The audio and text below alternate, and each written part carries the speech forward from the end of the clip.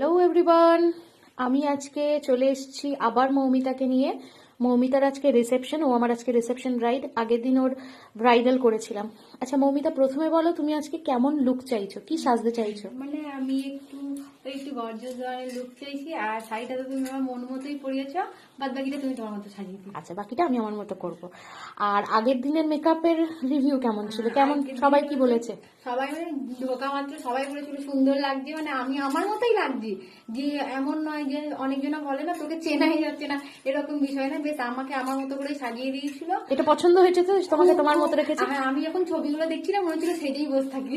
আরে খুলতে ইচ্ছে করছিল না? না। কটায় মেকআপ রিমুভ করেছো? তারপরের দিন মানে নেক্সট দিন আমি ওই 1টা-1:30টার দিকে আমি মানে মেকআপটা রিমুভ করেছি, ততক্ষণ আমার মেকআপটা স্টে ছিল, As it is কিচ্ছু ছিল। হয়নি। হ্যাঁ না, আচ্ছা, খুব সুন্দর তারপরে ছিল। মোটামুটি আগের দিন 2:45 ঢুকেছো লেট করে, মানে আর আমি পরের দিন 24 ঘন্টা একটা। থেকে বড় 22 ঘন্টা মেকআপ আমার স্টে ছিল।